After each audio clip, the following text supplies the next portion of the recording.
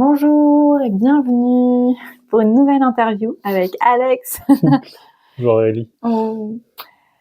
Aujourd'hui, j'aimerais pouvoir récolter ton témoignage de père et de chef d'entreprise. Alors, Plaisir. ouais, tu as construit tout ton modèle professionnel et puis arrivé jusqu'au au chef d'entreprise. Ouais. Et devenir père avec tout ça, comment ça a été pour toi? Comment tu l'as vécu? Ouais. Et, en fait, c'était, ça s'est fait relativement correct, enfin avec assez de fluidité, Mhm. parce que à l'époque, on était 3 associés. On avait quelques salariés, on devait être une dizaine dans l'entreprise. Je me souviens plus exactement, mais on devait être une dizaine dans l'entreprise à ce moment-là, peut-être un petit peu moins. Et du coup, j'avais le soutien de 2 associés. Ça, c'était, on va dire, un plus carrément, Mhm. pour la gestion de l'entreprise. Donc je savais que je pouvais vraiment compter sur eux. Puis on avait un rôle, on avait des rôles qui étaient assez interchangeables, donc ça c'était plutôt fluide. Après, en tant que chef d'entreprise, on est très sujet à l'interruption à tout moment, souvent par des besoins clients, des problématiques clients, etc.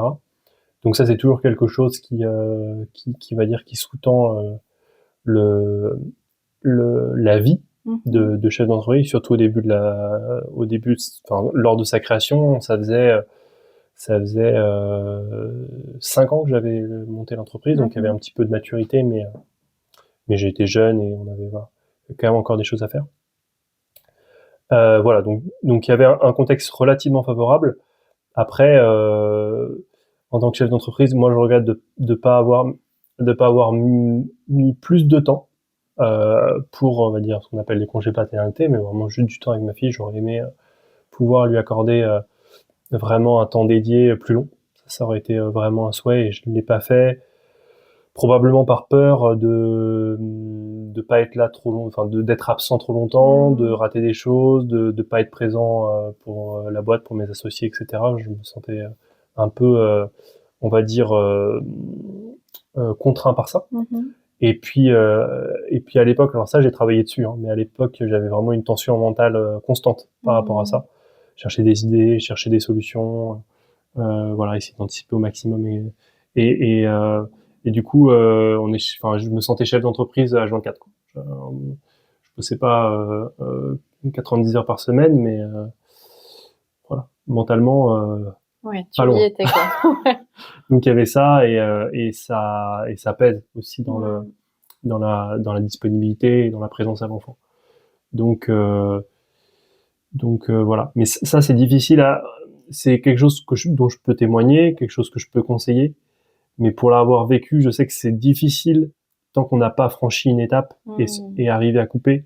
Et ça, je trouve que ça vient avec l'expérience. Mhm. Parce que, en fait, quand on fait plus on fait des coupures, plus on se rend compte qu'en fait, il se passera rien pendant la coupure et qu'en fait, bah, on peut vraiment lâcher, on peut vraiment lâcher, on peut vraiment lâcher. Mais ma fille était déjà née, hein, j'ai mis, pour faire mes premières vacances où j'ai pas ouvert mon ordi ou autre, j'ai dû mettre au moins 7 ans. Mhm. Mhm. Voilà. Ouais. Et avant, il y a des vacances, je l'ouvrais tous les jours. Donc, Mhm. voilà, c'est pas vraiment des vacances, quoi. Ouais, c'est ça. Ouais. Donc là-dedans, il faut jongler, quoi. Ouais. Mais après, un enfant, ça aussi, ça ramène à la terre. Enfin, on repasse dans le concret, on est dédié. Enfin, il y a un moment où, quand on marche des heures à chanter la même chanson, il y a un moment donné, on est là, quoi. Ouais. Donc ça oblige aussi Ouais. à switcher. Parce que c'est ça, il y a dans le fait d'avoir une charge mentale et une charge de travail aussi importante, tu aurais pu être ce père absent entre guillemets ou très peu là. Mais tu as été quand même là, présent physiquement aussi, émotionnellement, physiquement, hem et notamment dans les premières années qui n'ont pas été simples avec ta fille. Ouais. Mmh. Mais en fait, enfin, pareil, hein, je vais être très transparent. J'ai été très présent. Enfin, vraiment, j'ai donné tout ce que je pouvais donner les premières années, les nuits, les journées, enfin vraiment, j'étais dédié. Il y a un moment donné où je l'ai été moins. J'ai un peu lâché on va dire cette présence. Je pense que rétrospectivement, j'en pouvais plus. Je commençais vraiment à saturer parce que beaucoup de choses étaient compliquées dans ma vie et j'étais aussi en souffrance à l'intérieur pour d'autres raisons que la paternité et puis ma boîte, enfin il y avait aussi des choses qui étaient pas simples. J'avais vraiment beaucoup sur les épaules et du coup la relation avec ma fille en a pâti. Et puis je me suis séparé de la maman. Enfin, il y a eu toute une dynamique qui a été moins simple, vraiment assez difficile à vivre pour moi. Et je sais que la relation avec ma fille en a pâti, donc ça a duré, je dirais. Enfin, en a pâti, c'est-à-dire que j'étais moins présent. Et voilà, pour un enfant, c'est pas évident, j'imagine. Et je dirais que ça a duré un an et demi. Alors j'étais présent là, hein, je la voyais tous les jours. Enfin, il y avait quelque chose, mais je me suis désinvesti un petit peu de mon rôle de père.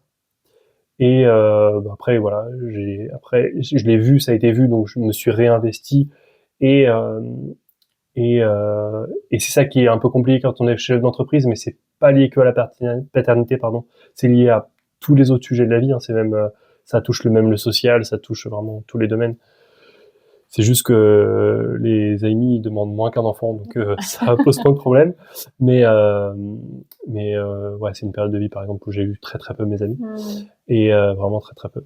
Et donc ça a été vraiment quand je suis revenu avec une autre maturité, avec un autre regard où j'ai pu mieux compartimenter les choses, où j'ai pu offrir une vraie présence, en tout cas celle que j'avais envie d'offrir à ma fille. Et je pense que j'ai encore à progresser là-dedans. Et plus ça va et plus c'est agréable à tous les niveaux parce que plus je me sens efficace au travail, plus je me sens présent avec ma fille et plus tous les espaces dans lesquels je navigue sont nourrissants. Donc il y a aussi voilà, les fruits de ce travail-là, mais c'est compliqué parce que encore une fois, je pense que c'est l'expérience qui parle et j'étais pour moi papa assez jeune. Alors j'avais déjà 28 ans et en même temps j'avais que 28 ans et c'est qu'une histoire de maturité. J'ai vraiment basculé à un moment donné. En fait, ça qui est différent avec la grossesse d'une femme, je pense, c'est que on n'est papa un peu plus du jour au lendemain que pour, j'imagine, la maman. Je ne vais pas trop avancer, mais j'imagine. Est-ce que la veille, l'enfant est pas là. C'est-à-dire, on peut pas le porter dans les bras, on peut pas lui donner le biberon, on peut pas lui changer sa couche, on peut pas le laver, tout ça. Et le lendemain, on doit le faire. Tout. Il y a tout qui se rajoute, quoi. Avant, il y a rien et après, il y a tout. Et ce basculement-là, il est pas, moi, voilà, ça a été vécu un peu précipitamment et j'ai couru après ça, quoi. Donc, en plus, il y a la maladie, enfin, il y a plein de trucs, mais voilà. Ouais. Donc, tout ça a été un peu une course effrénée, aussi avec moi-même et avec mes propres traumas, mes propres démons qui étaient pas réglés. Donc, grosse charge sur un début de vie et puis voilà, ça fait grandir. J'ai beaucoup plus d'apaisement maintenant, mais c'était dense. Bah oui. Parce que être chef d'entreprise, c'est avoir donné naissance aussi, avoir accouché d'un projet professionnel. Et ça aussi, c'est comme une énergie d'enfant, ça demande d'en prendre soin. Et quand un enfant, j'ai beaucoup de témoignages comme ça de parents qui professionnellement sont tellement investis, leur travail est vraiment au centre et qui se sentent pas prêts d'avoir un enfant parce qu'il n'y a pas la place pour. Et c'est bon que tu puisses témoigner que tu pouvais être complètement investi dans cet entrepreneuriat, dans ce rôle-là, et en même temps ouvrir les portes à un enfant et puis avec tout l'inconnu aussi d'un premier enfant. Ouais. Puisque comme tu le dis, du jour au lendemain, tu as 90% avec ton entreprise et en plus il faut que tu fasses tout ça, quoi. C'est ça. Ouais. Mais en fait c'est comme tout, c'est-à-dire que ça c'est plus de l'entrepreneuriat. Mais quand on est entrepreneur, et ça je le dis à toutes les personnes qui veulent entreprendre, c'est hyper important pour moi et ça on me l'a pas assez dit. Il faut être hyper clair avec l'objectif qu'on veut atteindre. Pour moi, la vision, l'objectif, l'endroit où on veut aller avec son entreprise, le modèle, le chemin, il faut que ce soit hyper clair. C'est pas qu'on va y arriver à tout prix, mais il faut être hyper clair avec ça. Et c'est tout à fait possible. Il y a énormément d'exemples qui le montrent, de créer une entreprise et d'avoir des choses autour. Et ces choses autour peuvent être avoir un enfant. Complètement compatibles. Mais le problème, c'est un peu ce que tu disais, et c'est ce que j'ai vécu, c'est-à-dire que, en plus, moi, j'ai créé mon entreprise, j'étais encore plus jeune que quand j'ai eu mon enfant. Donc, il y avait beaucoup de choses qui étaient pas très claires, pas matures et tout ça. Bon, c'est pas grave, c'est ok, c'est la vie. Et mais du coup, c'est vrai que ça peut être très très prenant si justement on met pas si justement on n'arrive pas à bien cerner où on va avec, parce qu'on peut très bien se dire c'est toute ma vie et j'ai pas d'enfant parce que c'est mon objectif absolument, je veux être une licorne et je veux que ma boîte elle vaille 1 milliard dans X années. Aucun problème avec ça. Mais on peut aussi être entrepreneur et faire des choix, d'autres choix. Toutes les échelles sont possibles, toutes les échelles sont imaginables, et faire la place justement pour cet enfant. Mais c'est vrai qu'il y a, enfin moi je connais même pas aujourd'hui de ressources. Enfin si, j'avais entendu parler d'un podcast, mais je l'ai pas écouté, donc je sais pas ce que ça donne, mais je sais pas s'il y a beaucoup de ressources pour justement cette compatibilité. Mais aujourd'hui, on sait que mentalement il faut faire du sport, qu'il faut idéalement bien manger, que il faut avoir des relations sociales, etc., etc. Donc on voit bien que de toute façon avoir un cadre c'est bénéfique pour l'entreprise, et je le vis aujourd'hui.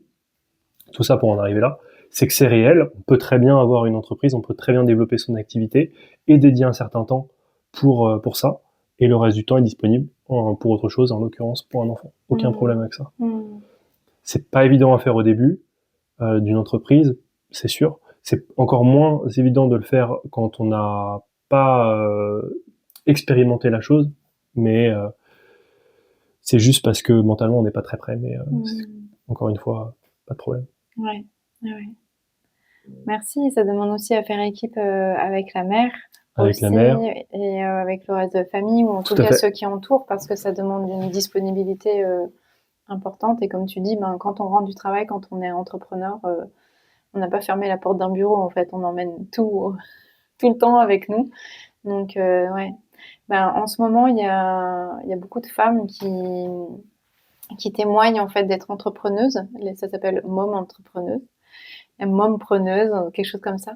Et il y a plusieurs femmes qui nomment, en fait, leurs difficultés, en fait, aussi, et les limites burn-out qu'il y a, en fait, pour la plupart, en plus, qui sont en choix d'instruction en famille, ou en tout cas avec un maternage proximal, et en même temps d'entreprendre, et que c'est vraiment un temps plein et un investissement immense. Donc c'est vraiment bon de pouvoir entendre que c'est possible, et que en fait, ce que j'entends aussi à travers ton chemin, c'est que ça se cherche, ça se mûrit, on essaye, on voit que, et puis comme tu disais tout à l'heure, il y a tout un cadre à poser à chaque chose, et que ça soutient la faisabilité. Ouais, il y a plein de choses qui me viennent là quand tu parles de ça, et ça pourrait mériter quelque chose de plus long, et je l'ai pas forcément moi mûri parce que j'ai pas été en face de personnes qui avaient ces problématiques là. Mais typiquement, quand j'entends, enfin là, à travers ce que tu partages, et je l'ai vécu aussi, donc je vois très bien ce que c'est. Mais si quelqu'un, voilà, entrepreneur, il me dit, bah voilà, j'ai déjà, je sais pas, j'en sais rien, je travaille 70 heures par semaine. Là, je suis persuadé que toutes les personnes qui sont dans cette thématique-là, on peut prendre ce temps-là et le diviser et le réduire drastiquement, sans forcément réduire son chiffre d'affaires. Et c'est une autre mentalité, mais c'est important. Enfin, ça demanderait de creuser, ça demanderait d'expliquer pourquoi je dis ça, etc. Parce que il y a énormément d'endroits où les entrepreneurs perdent du temps, et j'en ai perdu tellement que, pour le coup, je sais pas, en marketing, en gestion administrative, enfin, se prendre la tête sur des sujets qui ont pas forcément une grande valeur ajoutée. Et, voilà, il y en a plein. RH, je suis déjà un petit peu moins convaincu parce que je pense que c'est important, mais voilà, de le faire un peu soi-même. Mais bon, bref, plein de sujets, donc ça demanderait d'un peu de décortiquer. Mais ça, c'est important, et on est mal, je trouve qu'on est mal aiguillé là-dessus.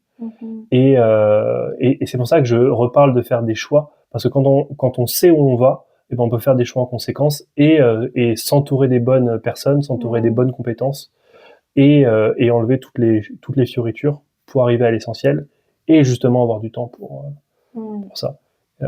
Voilà. Bon, ça me vient comme ça parce que c'est Ouais, une merci. problématique que j'ai traversée et voilà. Mais je suis sûr qu'on peut, j'allais dire qu'on peut faire mieux. C'est-à-dire que, voilà, qu'on peut arriver à aider ces entrepreneurs. Et là, du coup, je parle plus à l'entrepreneur qui veut gagner du temps et enfin qui veut avoir plus de temps pour son enfant sans être en burn-out parce que voilà, c'est vraiment, franchement, c'est possible. Ouais. Il y a pas de raison. Ouais, c'est ça. On est quand même tout un mouvement, l'entrepreneuriat, c'est assez récent en fait, Ouais. qu'il y ait autant de personnes qui basculent sur ce modèle en France. Et notamment aussi avec un leadership de femmes et d'hommes, etc. On est sur un nouveau modèle. Donc c'est en train de se chercher. Ouais, tout à fait. Non, Des c'est clair. Il y a énormément de choses à entrepreneurs faire. parents Ouais. et être sur les deux tableaux. Ouais. Et ouais. Mais ça, c'est des modèles à construire. C'est-à-dire que je vois bien, je sens bien que l'entrepreneur qui est parent, et en fait, j'entendais quelqu'un qui parlait de réussite ordinaire. Et c'est exactement ça. Ça, c'est hyper intéressant. Et c'est pas assez, bon, malheureusement, pas assez valorisé, pas assez médiatisé. Mais c'est un axe qui est hyper important parce c'est ce qui concerne le plus de gens.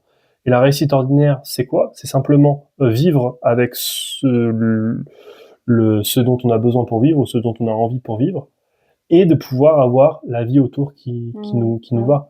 Et ça, on ne met pas assez en avant. Et ça, on nous explique pas assez comment l'avoir. On nous montre toutes les réussites de licorne. On nous montre les Elon Musk, les Mark Zuckerberg, etc. On va on va parler start-up, on va voir ce langage, on va voir les levées de fonds. En fait, tout ça va dans le même sens. On ne parle pas potentiellement du boulanger qui est à mi-temps. On ne parle pas de l'entrepreneur digital qui peut avoir un objectif, mais qui a deux objectifs: vivre assez de sa passion, de son expertise, et en même temps avoir une bonne qualité de vie.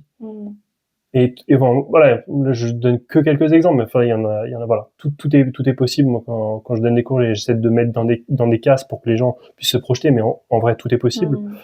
Et bon, en tout cas, ça me donne l'idée, l'envie de promouvoir plus cette fameuse réussite ordinaire. Ouais, merci. Ça a vraiment du sens. Parce que quand on est déjà parent et qu'on veut être auprès de nos enfants, parce que nous, on vient d'un schéma où on a été souvent gardés rapidement. Enfin, on a été cette génération où les femmes se sont mises à travailler. Et on a été gardés pour que les deux parents puissent travailler. Et avec tout ce volet d'entrepreneuriat, on a envie à la fois d'être avec nos enfants, parce qu'on sait que c'est important, en fait, cette présence. On a une conscience émotionnelle, psychique, etc. de l'enfance qui est tout autre. Et en même temps, de faire ce qui nous anime profondément. Et là, c'est comme si pour beaucoup, c'était comme antinomique où il fallait faire un choix. Et c'est bon d'avoir ce temps ensemble là pour pouvoir nommer que oui, c'est possible, sans forcément se cramer, ou en tout cas chercher le comment. Et moi, ce que ça me fait ressortir, parce que je fais partie de ces mamans entrepreneuses. Moi, mon fils a été en instruction en famille, donc je travaillais dès qu'il se couchait jusqu'à 2 ou 3 heures du matin à monter mon modèle. Enfin, voilà, tout ce que j'avais à offrir, etc. Et ce que j'entends aussi, c'est qu'il y a des personnes, en fait, comme toi, qui sont experts, qui pourraient soutenir, en fait, pour avoir un regard extérieur et plus de clarté, en fait, et guider aussi toutes ces initiatives de cœur, toutes ces initiatives essentielles, en fait, tout en pouvant offrir le meilleur à nos enfants. Ouais, mais en fait, je pense que c'est là où je te corrigerais. Je pense pas que c'est une question de possible, je pense que même c'est la meilleure option. C'est-à-dire que, et c'est ça, en fait, c'est là où l'entrepreneuriat devient intéressant, c'est que on peut avoir énormément de motivation pour être entrepreneur, mais malheureusement, on met pas assez en avant le fait qu'être entrepreneur, c'est pouvoir décider, avoir la maîtrise, la capacité de choisir la meilleure vie pour nous. Parce qu'en fait, la meilleure vie pour nous, donc la meilleure vie pour nous, déjà, on l'a normalement. On va dire que normalement, on l'a choisi dans son cadre social, etc. La manière dont on veut vivre son couple, le sport, enfin, ses activités, ses hobbies, ses passions, ça, on choisit à peu près, on va dire. Mais on va subir nos 35 heures. Et ben justement, l'entrepreneuriat, c'est de continuer à choisir aussi dans la vie professionnelle et de plus avoir quand je dis subir les 35 heures, bah on peut aimer son métier, mais forcément on a des contraintes, et tant mieux s'il y en a et heureusement aussi qu'il y en a qui se plaisent là-dedans. C'est très cool. Et ceux qui se plaisent pas là-dedans, justement, ils peuvent choisir l'entrepreneuriat pour construire le modèle qu'ils veulent. Et c'est ça qui me manque, en fait. Il manque ce lien-là on va dire, dans l'explication, dans la possibilité de faire, dans comment ensuite l'exécuter, parce que c'est bien gentil d'avoir un plan et de se dire oui, je vais travailler que machin. C'est sûr que c'est difficile, c'est sûr qu'il y a des moments où c'est pas évident, mais c'est possible. Il y a tellement d'exemples. Ouais. Merci déjà, tout ce que tu nommes là, c'est vraiment cadeau. Ouais. Merci de rendre ça essentiel, pas juste possible, mais complètement faisable. Oui, c'est clair. Comme un objectif qu'on peut s'offrir. On peut être auprès de nos enfants et avoir un objectif professionnel, d'œuvre, enfin quel que soit notre vocabulaire. Et ça, c'est vraiment précieux. Merci d'ouvrir ça. Avec plaisir. Sous cette vidéo, il y aura ses coordonnées. Si jamais vous êtes entrepreneur et que vous avez envie d'être coaché, soutenu et que vous êtes parent. Merci beaucoup, Alex. Est-ce que tu aurais un message pour tous les parents entrepreneurs qui nous écoutent? Vous avez fait le bon choix. Convaincu. Carrément. C'est sûr. Ouais. Merci beaucoup, Merci Alex. à toi. Ouais.